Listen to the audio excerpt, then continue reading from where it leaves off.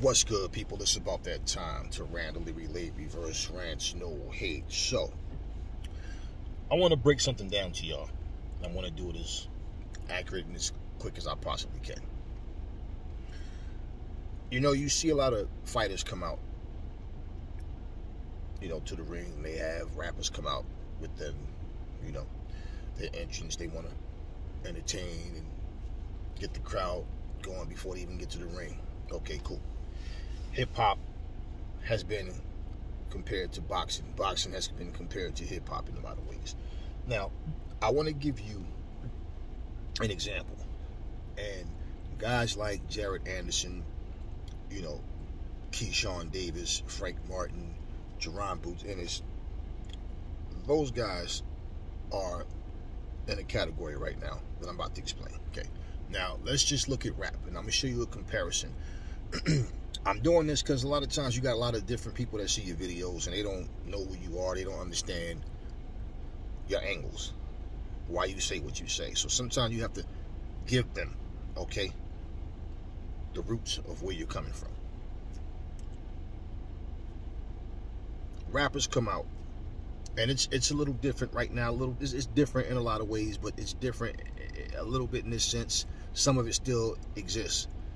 In the sense that a rapper comes out the street, right? He's talking a whole bunch of, I pop this nigga, I do this, my niggas do this to your niggas is bitch ass niggas, all that, right? His fan base is saying, yo, that's a real nigga, yo, you're a real nigga, yo, that nigga be talking that real shit, yo, blah, blah, blah, blah, blah, right? Right? Now, you got that rapper that comes out. Now, everybody knows he can do that street shit because he does it, but sporadically. But here's the thing. Between the two labels, the street rapper, that's all he does. That's his focus. That's all he cares about. Spitting that real shit, as they say, right? But this other dude, right? His labels they see value in him. They see money. He's marketable.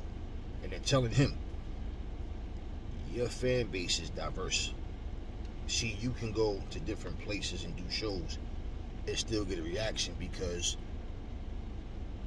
you have a lot of different subject matter and a lot of people like you for different reasons.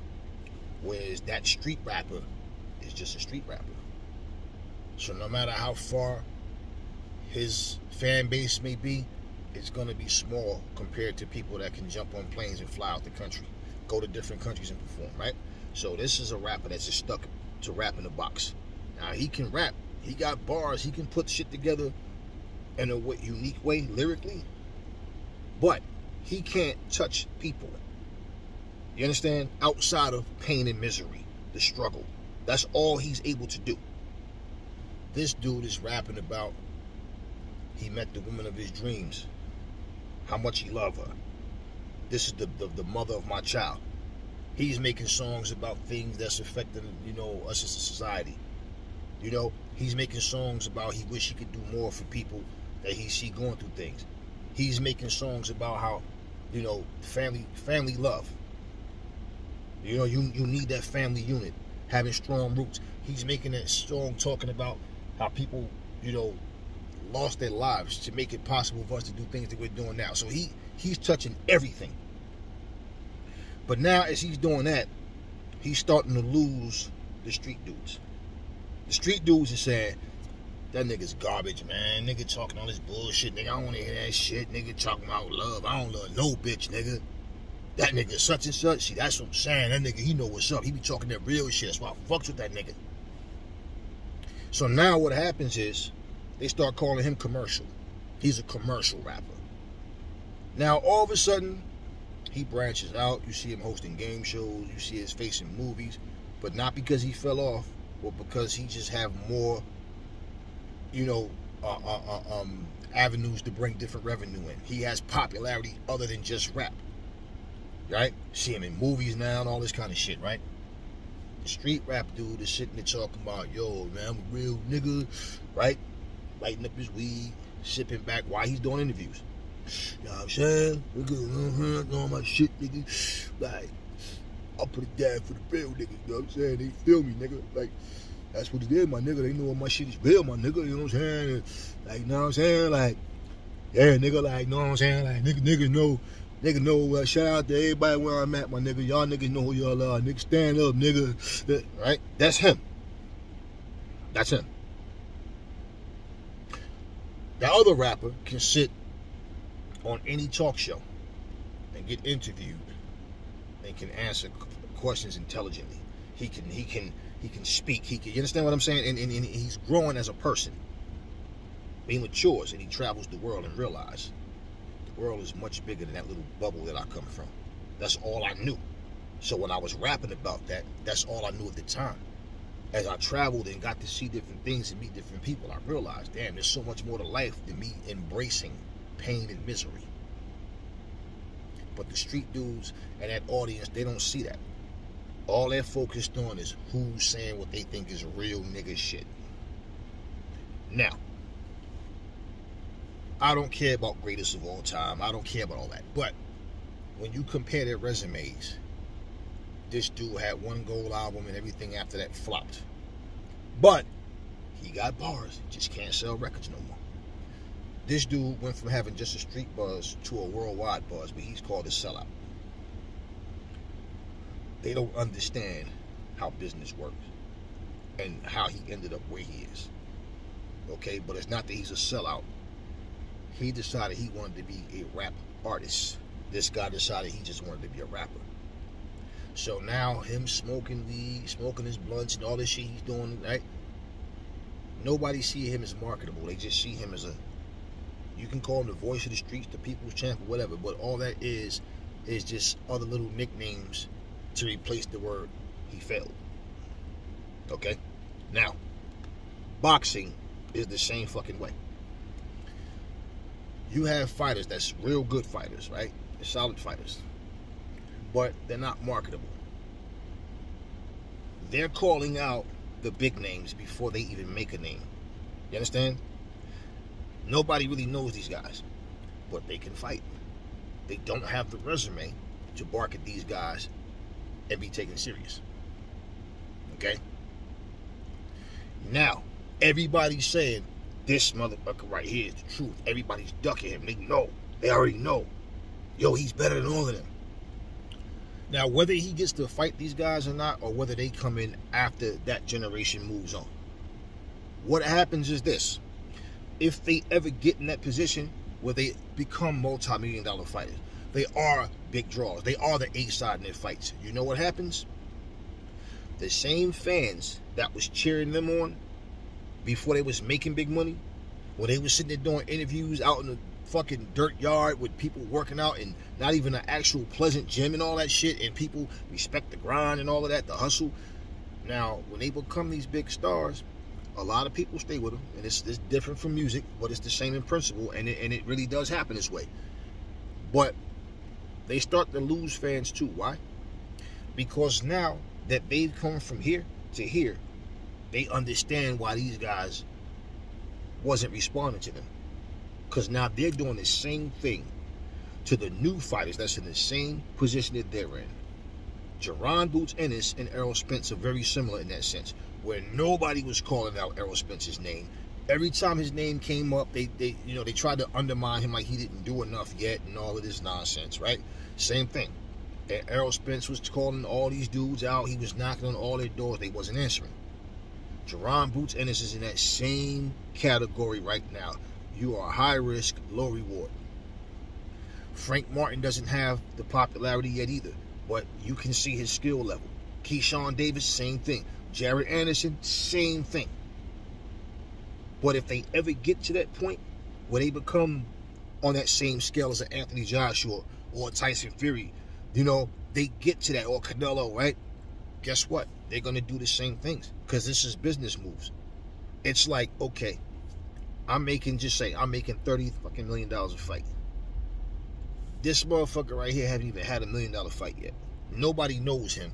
So if they come out, they're coming just to see me. Now, I'm not knocking his skill. I know the motherfucker can fight. I can see that. But because of his less than stellar resume, they're going to look at this fight like, why are you fighting this guy? But then if he gives me trouble, right, They're gonna look at him like, man, you had trouble with that guy. Nobody knows him, because people don't look at the talent first. They look at the popularity. You understand? So now it's like, no, why would you waste your time fighting this guy, man, when you can fight this guy, this guy, this guy, this guy? You got options, and these are multi-million-dollar fights. That guy, you don't need him right now. He gets a name and then okay.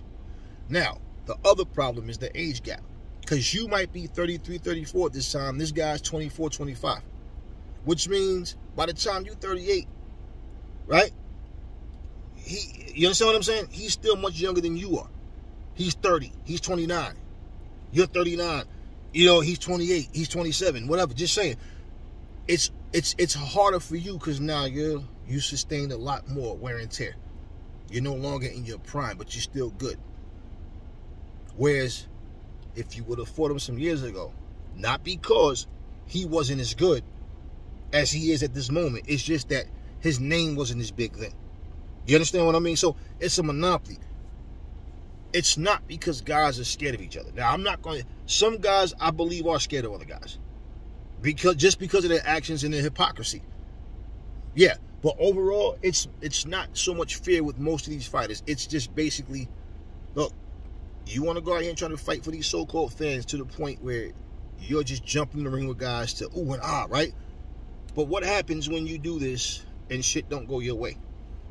Focus on the big chips, okay?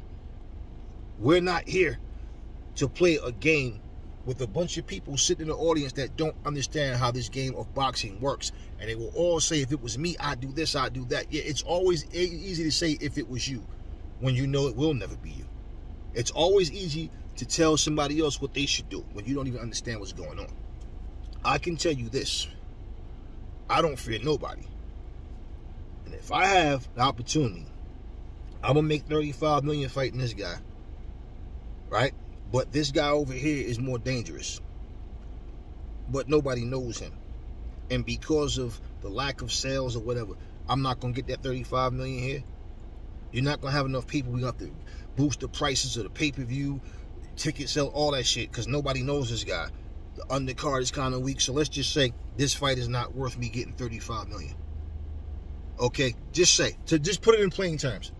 If this is a $35 million fight for me, and this is a $8 million fight for me here, do you really think I'm going to turn down $35 million for $8 million?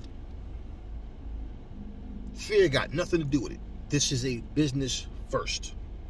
And if the fighters are playing chess, okay, playing checkers on the chessboard, okay, yeah. And why I say that? Because the check and the chessboard, yeah, they're exactly the same, right? But the game is different. So if you have the mind of checkers, these companies, man, listen, your management, you know, these different platforms that's going to networks and all that, they are playing chess, bro. So you want to hit something, yeah, nigga. You like that rapper? I spit that real nigga shit. That's why niggas fit. See, that's your mentality, but you don't understand. This is a business, right? A business. And if you don't understand that, and you're just all over the place, like I said, trying to play checkers on the chessboard, you're defeating yourself. And when they feel like you're not marketable, you're difficult to work with, you don't understand business, they will put you on the back burner. Look at the stupid shit that Adrian Broner was doing in his career. Now everybody's feeling sorry for him because of decisions he made, right? Ryan Garcia, Tank Davis, right? Everybody's talking about popularity. Listen, it may have been a bigger fight in terms of commercial success, but the real fight, okay, the real fight, and I'm not saying the real fight like their fight wasn't, but in terms of the fight that means more, no, it's Lomachenko, it's Haney versus Lomachenko. This is for undisputed. So if we're going to take the undisputed champion and make it as if this fight means nothing or it's a lesser fight, why? Because the popularity of these two don't match up to the popularity of Ryan and Tank. And then basically one guy gets stopped with a body shot. And people are saying all these things now. He could have continued. Oh, he quit. Oh, right. So wait. Ryan said he was fighting for the fans. The fans that sit here cheering you and we still love you, Ryan, it doesn't take that loss off your record. And now for the people, he should have waited. He waited for what? Wait for Tank for what? He said he wanted to fight. He was ready. They fought. But now, yeah, but he not on Tank level. Well, we that have been saying Tank is just a way better fighter, in my opinion. And I felt like I said, I don't see a reason this fight should go the distance. And I think Tank should get him out of there. It happened, right? Okay. So now when you say I was fighting for the fans versus a guy who says I'll fight to win. I'll fight for my paycheck. Okay? I don't mind entertaining you guys, but I have to fight to win the fight, not just say I was a part of something special. You know, yeah, this is about legacy, and I get all of that. But it's only so many times you're going to lose and the person going to, oh, I feel bad for him. I just wish the best for him. You see the Adrian Broner situation? Him sitting there next to Don King in a wheelchair, still holding that little flag, not trying to be funny. Look like one of them like one of them nursing home patients. They be sitting there waiting for that rice pudding. Their eyes all wide. Every nurse aide that walk by, they thinking, oh, there's my pudding. Oh, no, it's not. Oh, there's my pudding. Don looking crazy in that chair, and Adrian sitting there. And I saw Adrian, was recording himself, and he didn't, show the whole facility or whatever, but like, man, he in some little rundown gym in a fight nobody's talking about. So it's very easy. Think back when Adrian Broner, after the end of the fights, he would have his father or his manager, whoever, there brushing his hair. Remember how he got down on his one knee, and the female thought he was going to propose to her, and then he asked her, would you brush my hair? Right? And stuff like that. And now he went from that to look at what he's doing now. And you know why he's with Don King? Because nobody else wants to take a chance on Adrian. So this is what I'm saying. And he was always talking about real nigga shit. You understand? Always real nigga shit, real nigga shit. He's a rapper. He's a fighter. He's a fighter. He's a rapper.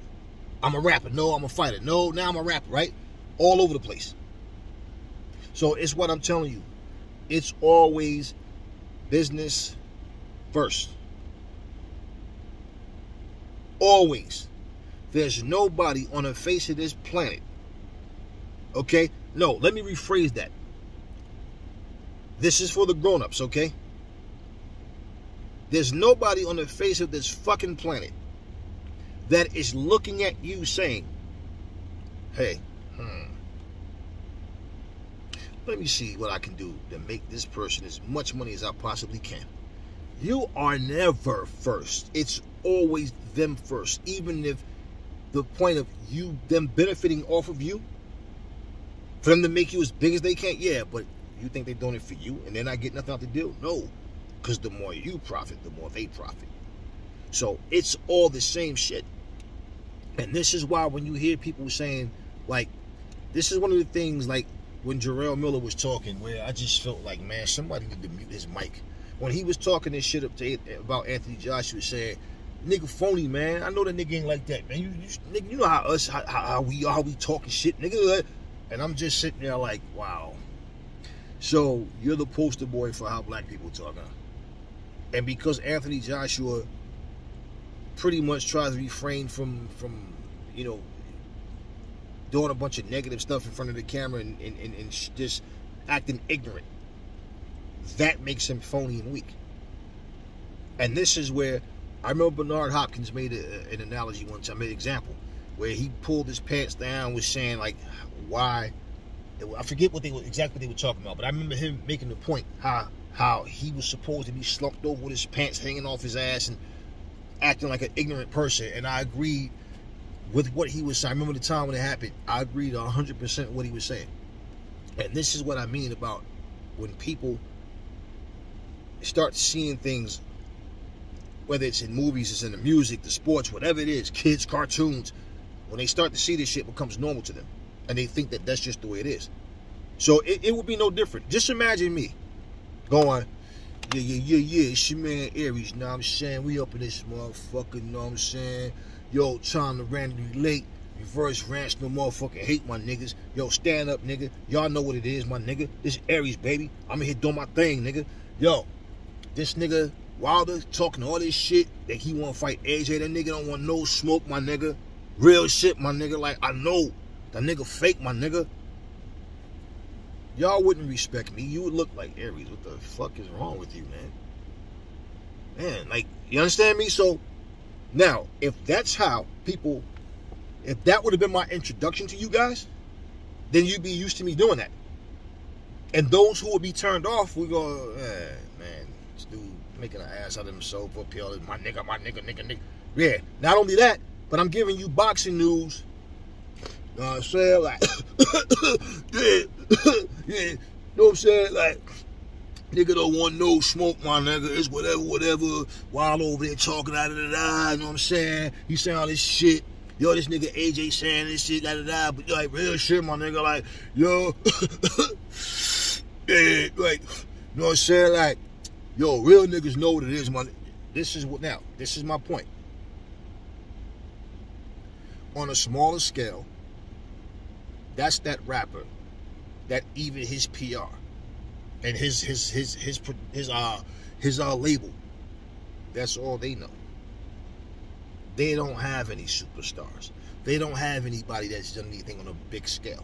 That's all they know is you might go gold, or if not, it's all good because we got you. We got this. And they do other things on the side, whether legal or illegal. We understand, but they don't know. They don't know how to produce stars. So you're telling this person, you know, like, for them to say that this person is a sellout or this person fell off. A lot of times when you listen to somebody's music, you realize that person actually got better. They matured. And you know what? They stopped saying bitches, hoes, dots. They're saying women, ladies, females, my lover, not my bitch. You understand me? They're saying my brother, not that nigga, that bitch ass nigga. They clean up the vocabulary. They're no longer talking what they used to talk because they grew up. Do you understand? You hear what people are saying about Adrian now. Yo, Adrian has matured so much. Oh, Adrian, yo, he's a different guy. I hope he went. But it's like, yeah, that's great if he's actually really trying to get his life together now. But at the same time, it's like, in terms of sports entertainment or whatever, he's on the downside in his career, man. Do you understand that? The most important thing is that he get his life together. It's not about the fame. But this was the outlet he had to make his income, is boxing. And he wasted valuable years out of his life. Now, I'll give you a perfect example of perception. Do y'all remember back in the 80s, there was a rapper named Big Daddy Kane, right? Dude could rap his ass off. And in those days, Rakim, KRS-One, Coogee Rap, the DOC, like guys like that was who he was compared to. Okay, just like every artist, they have their day where they're no longer that guy. Now, when Biggie Smalls came out, people was calling him the new Kane. Like, yeah, he remind me of Kane. And like, yeah, he's this and that, his flow would kind of sound like something Kane, right? Now, I remember making this analogy, and LL Cool J just made that same analogy, but he used himself. When Biggie Smalls made that song, One More Chance, I remember just listening, because honestly, Biggie Smalls, to me, his raps was very basic. ABC, simple. Like, nothing he said really had me like, that was mean. He was just a basic rapper to me. Nothing that he said. I could sit here and, like, just you know, very simple vocabulary. But his style and what he was doing was working for him. And I said, if Kane would have made that same song, One More Chance, that wouldn't have been like the resume, like, yo, Kane back on top now. Nope. It wouldn't have been seen the same if Kane made it. It could have been the same exact lyrics, same music, same everything. Only it's Kane instead of Biggie Smalls. They'd have said that shit's a love song. I ain't trying to hear that shit. Nigga talking all this One More Chance shit. My nigga, fuck these hoes, my nigga. That's what they would have said. But because it was Biggie, it was different. So it's always the new person who's hot right now. They can get away with things that this veteran can't. We respect you for this. Right? That's why once you've got to the point where, okay, I've sold as many records as I'm going to sell. My star power is not growing. What happens to that artist? They only want to hear you do your old classics. They don't want to hear no new shit. Now, you have a handful of people going, yo, he need to keep rapping. Yo, that nigga was nice. He was tough, yo. Right. But your overall fan base, they just want to hear the hits. They don't care about no fucking new song. Which is why you have rappers, artists in general, that just have new material out and nobody knows unless they type their name in and all of a sudden come to find out they got new music that you only hear on YouTube or some kind of, service that you can download to your phone or some shit like that, or like, maybe Spotify or iTunes or some shit, and you don't even know that they have music out. It's not getting the airplay. And so because people don't see these people's faces on TV, they don't hear their music on the regular, they don't think that they're making money, they don't think that they're still successful. You see what I mean? So there's no interest in new material. And the older you get, especially in rap music, because nobody want to be a 55-year-old rapper. Who the fuck are you rapping to? You're not going to have a bunch of 55, 60-year-olds in the audience. You understand what I mean? For the most part. So what happens, and those are much smaller audiences. So what happens when you are up there, you got a bunch of young boys out there. You're going to be doing shows with somebody young enough to be your grandkids? No. Nobody want to be that person, right? So there's no real interest there. Just like with fighters. Look at Shannon Briggs. Let's go, champ! Remember when he was popping shit to Deontay Wilder, but they didn't fight Wilder? Right? For people that don't know Shannon, and they're seeing him going, who is this old motherfucker yelling, let's go, champ? Who is this? They don't even know who Shannon is, right? Now, let's say if they look back and watch some old fights of his. Okay, yeah, Shannon was a good fighter, decent fighter. I mean, he was iffy because he did better at times than others. That asthma was kicking his ass and we didn't know he had asthma. A lot of shit. Okay, but two-time champion, so it's an accomplishment. But what I'm saying is, how many young people do you think is tuning in to see Shannon Briggs? And for the people that got to know him around the time when he was fucking with Klitschko, harassing him. Remember when he made Klitschko fall on the boat and all that shit? He was harassing him, chasing him around, eating his food and all that. That's like, you don't know him from his boxing, but you know him from his shenanigans. Floyd Mayweather saying Tank Davis is known for what he do in the ring. Ryan's popularity comes from social media, meaning what? We know Tank got that dog in him. We know he can grind it out. His respect comes from what he does in that fucking ring. Ryan respect comes from, oh shit, on YouTube he's doing this and this, he's doing that, right? It's not because of what he does in the ring. So now when you look at what he does in the ring, and for the first time he fights an elite fighter, he got stopped. You see what I'm saying? So this is what people don't want to admit. So when they hear people say certain things, it gets to a point where, people are, oh, he talking shit, oh, he ain't this, he ain't that. But the reality is, people, every fighter is not going to make it big. And no fighter stays on top forever. If you go out undefeated and you go out on top, that's one thing. But my point is, it's always going to be a time where what you're doing comes to an end. And there's going to be somebody new coming in. The new you is going to come in, because they're always trying to find the next Floyd Mayweather, the next Muhammad Ali, the next Roy Jones, the next Ray Leonard, the next Marciano. They're trying to find that. The next Pacquiao, the next Canelo. That's just the way the game goes. And once they feel like they've taken everything from you, you're no good no more. You're expendable. Like Vince McMahon told his wrestlers, man, hey, listen, I'm going to use you until you have nothing left. Tell him that to his face. That told his okay, right? So yeah, as long as you putting asses in seats and people are jumping up cheering for you, yeah, I have use for you. But when your body's broken down and you can no longer perform and you can't boost my ratings, well, we got to find a way to pull the plug. And how do we do that? We take the new you, or the next star we want to build, have him beat the fuck out of you, decimate you, and try to put that energy into him. You see? And this is why you always see every now and then The Rock comes back. Steve Austin, Hulk Hogan, Ric Flair, shit like that. Because why? It's a different audience.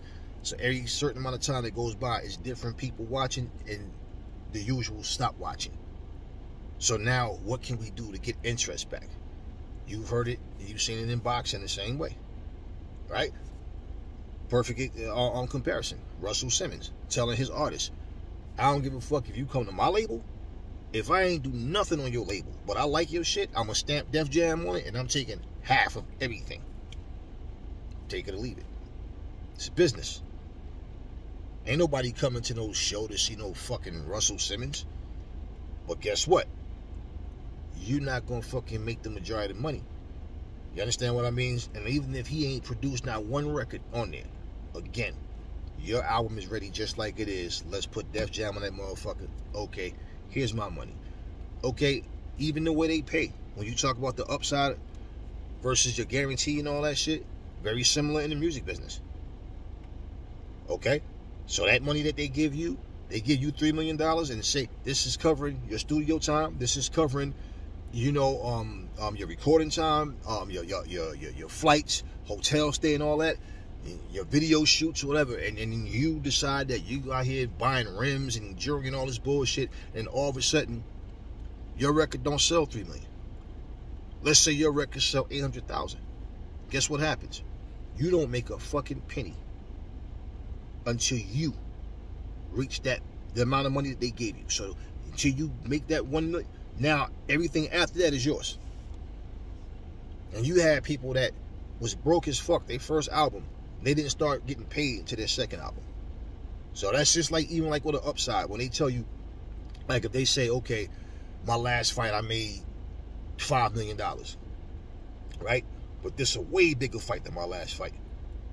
So this kind of fight and what y'all talking, y'all could at least pay me $10 million. Now they tell you, all right, let's negotiate on that. Come back and say, look, we came up with an offer, but this is our final offer, $10 million. And let's say they tell you, well, we expect this pay-per-view to sell like 1 million pay-per-views. But what if that motherfucker, right now, from that 1 million pay-per-views, now let's say they negotiate, you get $5 or $10 for every pay-per-view that's sold, right? But it has to reach that 1 million mark for that to happen, right? Well, what if that motherfucking fight only drawing 800,000? Then you don't get nothing. So it's the same thing. And the whole point is, all of it is business first. So it might look fancy for people to see your name in lights glowing up, pyro and all that shit. You come out and you out there singing and rapping and all that. But guess what? Until your ass is able to make up the money that they gave out, you're not getting shit. And all this pretending and rocking jewelry that's rented and sitting on rented cars, and it's all a front. Boxing is no different. People want to look like they're big stars when they're not. And all of that, that's not impressive to me. But bottom line is, these people that you have high respect for is because they're grinding.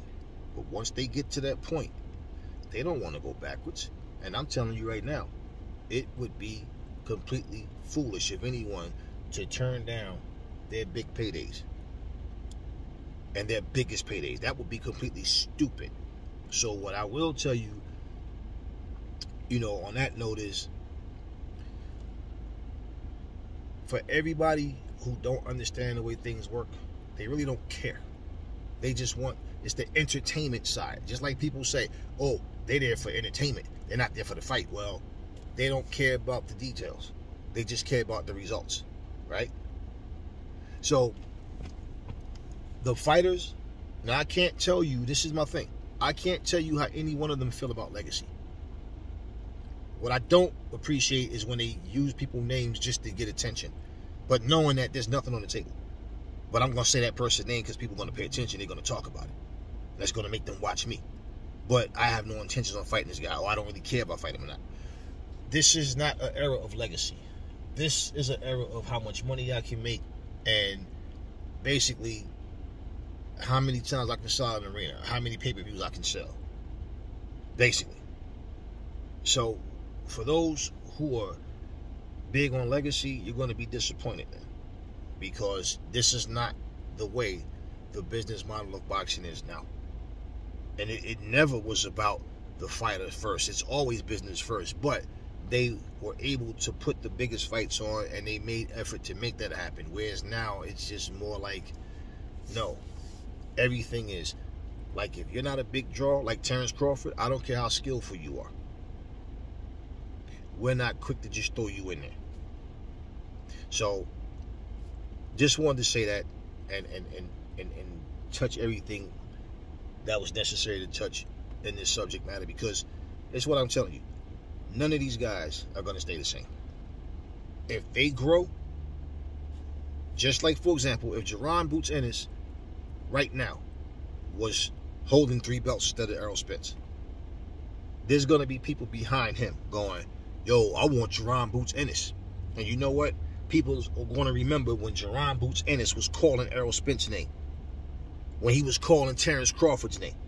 The same way how before him, Errol Spence was calling Keith Thurman's name and Danny Garcia's name and Sean Porter's name. Same way. And so now, it just, the cycle, it's just same thing. It's just a different person doing the same thing the last person did. And if Jaron Boots Ennis is in that position where he has options and it's nothing but multi-million-dollar fights on the line, he'd be a stupid motherfucker to turn that down to fight a way smaller paycheck just to make you and I go, ooh, ah. Well, you know I don't ooh, ah anyway, but you know what I'm saying. For what? No, he's going to go after that money. And you want to know why, too? You think the people that he pay is going to be happy with him taking less money? Because if it's less money for him, it's much less for them. And this is a business. And if your ass can't draw, and if your ass is making stupid decisions, right, guess what? They don't want to work with you. And again, now all of a sudden, when people that were saying Ryan should wait, my thing is, if you feel like you're ready, let's go. But it took him to get his ass whooped for people to say he should have waited. Too late now. It happened. It happened.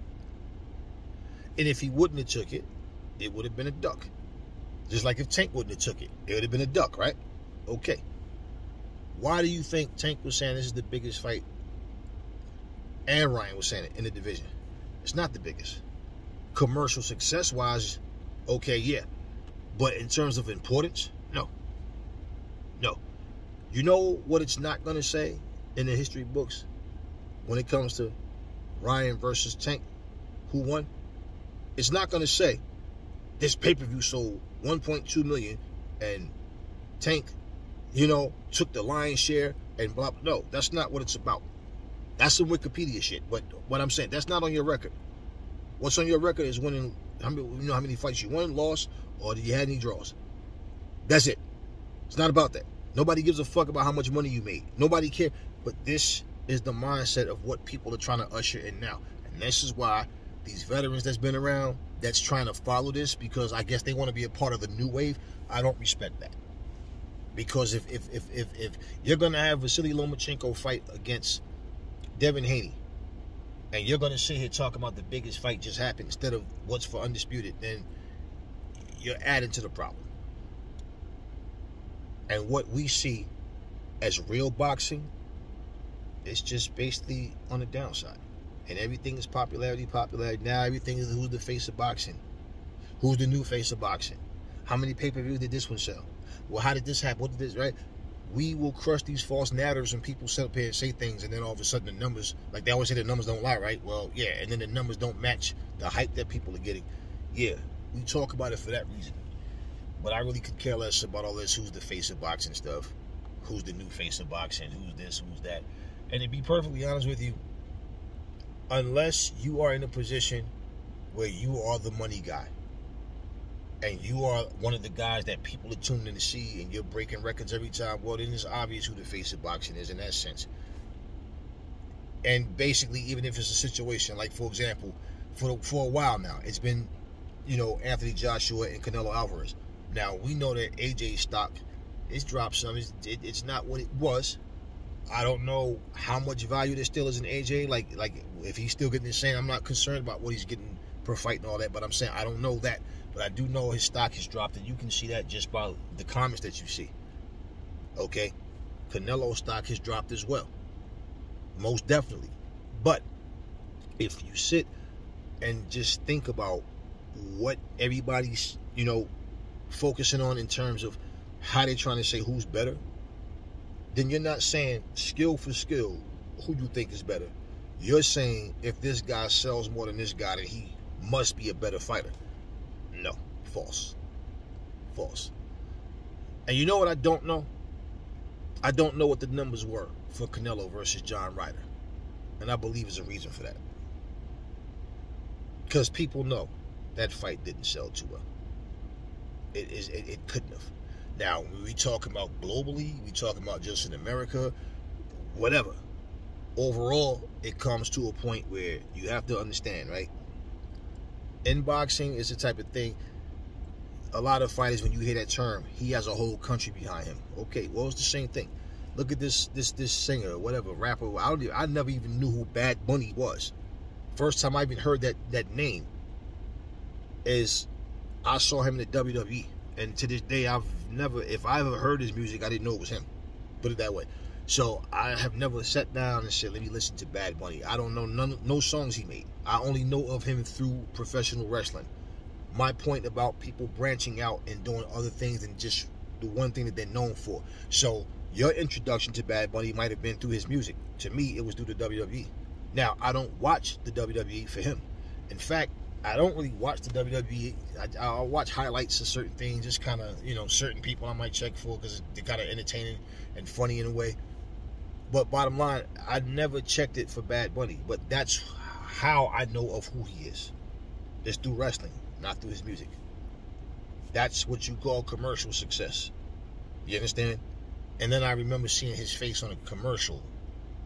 And, it was like, okay, no big deal. But this is what I'm saying. So there may be somebody out there that people comparing him to that may not be well known. They may feel like he's better than Bad Bunny, but Bad Bunny is using other platforms to get popularity. Same with Tyson Fury going over to the WWE, doing different things. Look, Conor McGregor, for example. Conor McGregor pops up in bare knuckle fighting championships, sitting there with his belt on his shoulder. Got out, the audience came up to congratulate Mike Perry in his win. Following week, he comes in there. Now, he didn't go in Tank's dressing room, but he ends up in Ryan Garcia's dressing room. Everybody know. He probably figured people feeling sorry for Ryan. They want to see Ryan win. He, I'm sure, wanted Ryan to win because Tank is affiliated with Mayweather or whatever other reason that he may have wanted Ryan to win. But bottom line is, he went in there and he said, I'd like to see it again, and try and, pep him up and full of shit at the same time. But bottom line, why do you think McGregor's doing that? Right? And he's been going back and forth on Twitter arguing with different WWE guys, trying to keep his name relevant, trying to get people from different type of platforms to focus on him. Because if you watch bare knuckle fighting championships, the assumption is, well, if you watch bare knuckle fighting championships, then you automatically have to be an MMA fan. No, not necessarily. Or a boxing fan. No, not necessarily. And if you be honest with you, the majority of real boxing fans don't like bare knuckle fighting championship. That's for real. The majority of true boxing, don't really like MMA, and vice versa. A lot of the MMA, they don't really like boxing. They like certain boxers. So yeah, Conor's networking. He don't give a fuck about no Ryan Garcia. He's networking. He's getting his face seen all over everything.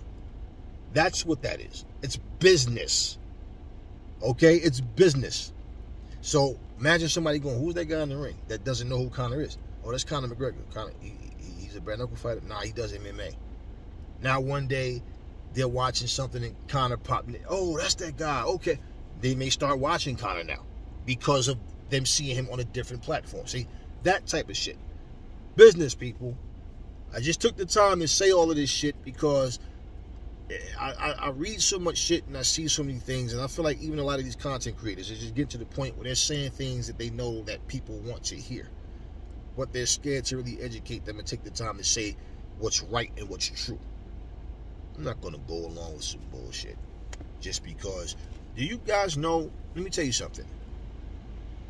I could easily have 300,000 followers by sitting in front of this camera saying whatever the fuck I know the masses want to hear.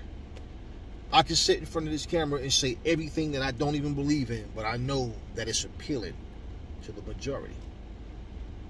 But I stand on my 2 feet. And I have substance. I have dignity. I have self-respect. And I have self-respect for the audience that watch. So I will never tell people what they want to hear if I don't believe in it. Opinions are opinions. Facts are facts. Talk to me in the comment section. Never fall in love with lies. Remember, the truth brings hate out of people, and I will catch y'all on the next video.